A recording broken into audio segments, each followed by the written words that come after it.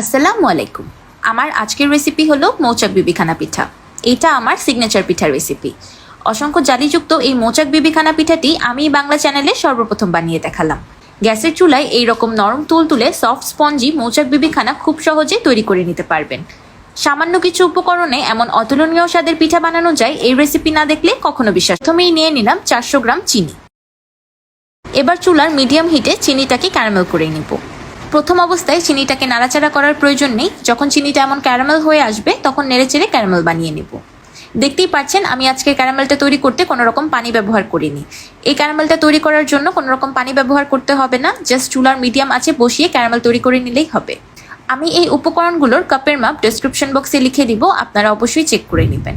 আরেকটি বিষয় হলো, ক্যারামেলটাকে অতিরিক্ত রান্না করে পুড়ে ফেলবেন না, তাহলে কালারটাও নষ্ট হয়ে যাবে আর পরবর্তীতে পিঠাটাও খেতে তিতা লাগবে। নাড়তে নাড়তে যখন সম্পূর্ণ চিনি গলে গিয়ে এমন একটা ক্যারামেল তৈরি হয়ে যাবে তখন দিয়ে দিব 400 ml গরম পানি। ক্যারামেল আর পানি দুটাই যেহেতু গরম, তাই পানিটা অবশ্যই আস্তে আস্তে অল্প করে ঢালতে হবে, না হলে ছিটা এসে দুর্ঘটনা করতে পারে।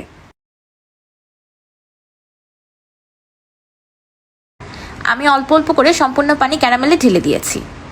এবার পানি আর ক্যারামেলটাকে একসাথে খুব ভালোভাবে মিশিয়ে নিব। আমার গুড়ের বিবিখানা পিঠার রেসিপি দেখে অনেকেই আমাকে রিকোয়েস্ট করেছিলেন যে চিনির বিবিখানা পিঠার রেসিপি দেওয়ার জন্য, তাই আপনাদের জন্যই নিয়ে এলাম ইউনিক চমকদার এই মৌচাক বিবিখানা পিঠা। পিঠাটা খেয়ে কেউ বুঝতেই পারবে না যে আপনি এই পিঠাটাকে গুড় ছাড়া তৈরি করেছেন। ক্যারামেল আর পানি খুব ভালোভাবে মিশে যাওয়ার পর এটাকে আর অতিরিক্ত রান্না করার প্রয়োজন নেই। এখন চুলা থেকে নামিয়ে রুম টেম্পারেচারে থাকা ডিম ব্যবহার করছি। আমি আপনাদের কাছে রিকোয়েস্ট করব যে আপনারা এই পিঠাটি বাসায় অবশ্যই একবার বানাবেন আর আমাকে কমেন্ট করে জানাবেন আপনাদের কাছে কেমন লাগলো, যেন আমি আপনাদের সাথে আরও এমন ইউনিক ও সিগনেচার রেসিপি শেয়ার করার উৎসাহ পাই। এবার ডিমে দিয়ে দিচ্ছি 80 ml কনডেন্স মিল্ক।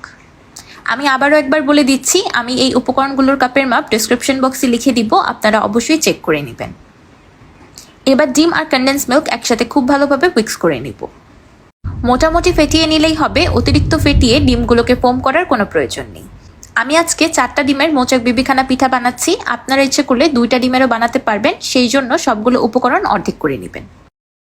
এবার একটি চালনির সাহায্যে চেলে শুকনো উপকরণগুলোকে অ্যাড করে নেব। প্রথমেই দিয়ে দিচ্ছি 130 গ্রাম আটা। এবার আটাটাকে চালনির সাহায্যে চেলে অ্যাড করে নিচ্ছি। শুকনো উপকরণগুলোকে এভাবে চালনির সাহায্যে চেলে অ্যাড করলে পরবর্তীতে মিক্স করতে সুবিধা হয় আর দলাও কম পাকে। এবার দিয়ে দিচ্ছি 130 গ্রাম সাবুদানার আটা। আমি এই সাবুদানার আটাটা ঘরেই তৈরি করে নিয়েছি, আপনারাও খুব সহজেই ঘরে সাবুদানার আটা তৈরি করে নিতে পারবেন। এবার দিয়ে দিলাম 1 চা চামচ বেকিং পাউডার আর 1/2 চা চামচ বেকিং সোডা। এবার এই শুকনো উপকরণগুলোকে একসাথে খুব ভালোভাবে মিশিয়ে নিব। অল্প কিছু সাবুদানা একটি প্যানে অল্প আছে কিছুক্ষণ রোস্ট করে নেবেন, তারপর মিক্সার গ্রাইন্ডারে পাউডার করে নিলেই তৈরি হয়ে যাবে ঘরে তৈরি সাবুদানার আটা। এই পর্যায়ে শুকনো উপকরণগুলোকে খুব ভালোভাবে মিশিয়ে নিতে হবে, না হলে পরবর্তীতে মিশাতে অসুবিধা হবে। শুকনো উপকরণগুলো মিশিয়ে নেওয়ার পর কনসিস্টেন্সিটা কিছুটা এমন হবে। এবার দিয়ে দিলাম আগে থেকে তৈরি করে রাখা ক্যারামেলের পানি। এই ক্যারামেলের পানিটা অবশ্যই কুসুম গরম অবস্থায় থাকতে হবে। আমি এই ক্যারামেলটা আগে থেকেই তৈরি করে নিয়েছি, যাতে ব্যাটারটা তৈরি করতে করতে কুসুম গরম অবস্থায় চলে আসে। আপনাদের যদি এই পিঠার ব্যাটারটা তৈরি করতে করতে এই ক্যারামেলের পানিটা ঠান্ডা হয়ে যায় তাহলে আবারও একটু কুসুম গরম করে নেবেন। এবার সব কিছু একসাথে খুব ভালোভাবে মিশিয়ে নিব। এই মেশানোটা খুবই ইম্পর্টেন্ট, একটু সময় নিয়ে হুইক্সের সাহায্যে পিঠার ব্যাটারটাকে ফেটিয়ে নিতে হবে। আপনারা যদি কোনো রকম ঝামেলা ছাড়া ইনস্ট্যান্ট মজাদার কোনো পিঠা বানাতে চান তাহলে এই মৌচাক পিঠার রেসিপিটি একদম পারফেক্ট। ব্যাটার কোনো রকম রেস্টে রাখার ঝামেলা ছাড়াই ইনস্ট্যান্টলি এই পিঠাটি তৈরি করে নেওয়া যায়। এবার দিয়ে দিলাম 130 ml রান্নার তেল। এবার তেলটাকেও খুব ভালোভাবে মিশিয়ে নেব। তেলটা এমন লাস্টেই অ্যাড করতে হবে, তাই তেলটা পানির সাথে মিশতে একটু সময় লাগতে পারে, কিন্তু যতই সময় লাগুক না কেন হুইক্স দিয়ে ফেটিয়ে মিশিয়ে নিতে হবে। আমি একটি রাউন্ড শেপের মোল্ড আগে থেকেই বেকিং পেপার দিয়ে রেডি করে রেখেছিলাম। এবার একটি ছাঁকনির সাহায্যে ছেঁকে ব্যাটারটা মোল্ডে দিয়ে দিচ্ছি। এখানে পিঠার ব্যাটারটা ছেঁকে নেওয়া খুবই জরুরি, যাতে কোনো রকম ক্লাম্পস না থাকে। আমি মোল্ডের সাইডের অংশ গ্রিস করতে ভুলে গিয়েছিলাম, তাই আমি পিঠার ব্যাটারটাকে আবারও বাটিতে ঢেলে মোল্ডটাকে গ্রিস করে নিয়েছি। পিঠাটা তৈরি করার জন্য একটা মোটা তলানিযুক্ত প্যান লাগবে, কিন্তু আমার এই প্যানটা বেশি একটা মোটা না, তাই আমি প্যানের উপর একটা টাইলসের টুকরো বসিয়ে দিয়েছি। এবার আমি এই টাইলসের উপর বসিয়ে দিব পিঠার মোল্ডটি। আমি আপনাদেরকে চুলার আঁচটা দেখিয়ে দিচ্ছি। চুলার আঁচটা ঠিক এমন মিডিয়াম আঁচে রাখতে হবে।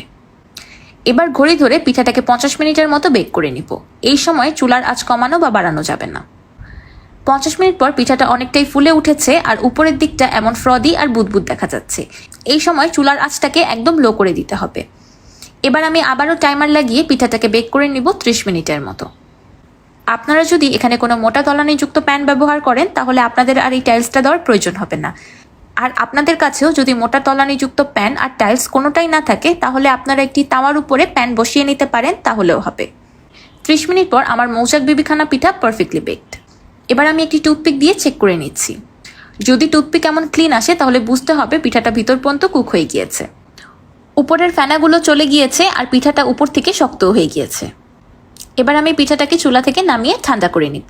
ঠান্ডা হওয়ার আগে পিঠাটাকে ডিমোল্ড করতে যাবেন না, কারণ পিঠাটা খুবই বেশি সফট আর তুলতুলে। গরম অবস্থায় ডিমোল্ড করতে গেলে ভেঙে যেতে পারে। আমার মৌচাক বিবিখানা পিঠাটা খুব ভালোভাবে ঠান্ডা হয়ে গিয়েছে। এবার মোল্ডটাকে একটি ট্রের উপর উল্টো করে পিঠাটাকে ডিমোল্ড করে নিচ্ছি। আপনাদের কাছে যদি এমন কেক মোল্ড অ্যাভেলেবেল না থাকে তাহলে আপনারা এখানে কোনো স্টিলের বাটিও ব্যবহার করতে পারবেন। দেখতেই পাচ্ছেন চুলার হিটের কারণে পিঠার নিচের অংশে একটা পোড়া ভাব চলে এসেছে। তো তৈরি হয়ে গেল আমার মৌচাক বিবিখানা পিঠা। এবার আমি আপনাদেরকে পিঠাটা কেটে দেখাচ্ছি যে ভিতর থেকে কতটা বেশি সুন্দর হয়েছে। পিঠাটা যখন চুলায় বেক হবে তখন চারিদিকে এত সুন্দর একটা সুঘ্রাণ ছড়িয়ে পড়বে যেটা বলে বোঝানোর মতো না। আপনার পুরো বাসা এই পিঠাটার ঘ্রাণে মৌ মৌ করবে। আমার মুখে বলার কোনো প্রয়োজন নেই, আপনারা দেখেই বুঝতে পারছেন পিঠাটি ভিতর থেকে কতটা বেশি জালিদার আর সুন্দর হয়েছে। প্রত্যেকটি জালি কত সুন্দরভাবে বোঝা যাচ্ছে। এবার আমি আমার পছন্দ মতো করে পিস পিস করে পিঠাটাকে কেটে নিচ্ছি। আপনারা ভিডিওতে দেখেই বুঝতে পারছেন পিঠাটা এতটাই বেশি সফট যে আমার নাইফ লাগানোর আগেই কেটে যাচ্ছে। পিঠাটাতে এত লক্ষ লক্ষ জালি ক্রিয়েট হয়েছে যেটা গুণে শেষ করা যাবে না। এই বিবিখানা পিঠাটার আসল বৈশিষ্ট্যই হলো মৌমাছির বাসার মতো জালিযুক্ত হবে, তাই তো এটার নাম মৌচাক বিবিখানা পিঠা। এমন আকর্ষণীয় ও লোভনীয় একটা পিঠা কাউকে বানিয়ে খাওয়ালে আপনার প্রশংসা না করে কি পারবে। এবার আমি একটি পিঠা ছিঁড়ে দেখাচ্ছি যে কেমন হয়েছে। দেখতেই পারছেন মাশাল্লাহ পিঠাটা কত বেশি সফট আর স্পঞ্জি হয়েছে, আর ভিতর থেকেও একদম জালিদার। এবার আমি আপনাদেরকে মৌমাছির বাসার মতো ছিদ্র দেখাচ্ছি। কি লাগছে না দেখতে একদম মৌচাকের মতো? আপনারা জাস্ট জালিগুলো একবার দেখুন যে কত সুন্দর সুন্দর অসংখ্য জালি ক্রিয়েট হয়েছে। আমার কাছে মনে হয় এই পিঠাটা বানানো একটা আর্ট। সফট রিচ ক্যারামেলের ফ্লেভারে ভরপুর এই পিঠা যেই একবার খাবে সে বারবার বানিয়ে খাবে। দেখতেই পাচ্ছেন পিঠাটা কতটা বেশি স্পঞ্জিও হয়েছে, মুখে দেওয়ার সাথে সাথেই একদম মিলিয়ে যাচ্ছে। আমার আজকের এই মৌচাক বিবিখানা পিঠার রেসিপিটি আপনাদের কাছে কেমন লাগলো আমাকে অবশ্যই কমেন্ট করে জানাবেন। ভিডিওটি ভালো লাগলে একটি লাইক দিবেন আর আমার চ্যানেল সাবস্ক্রাইব করে আমার চ্যানেলের পাশেই থাকবেন। আল্লাহ হাফেজ।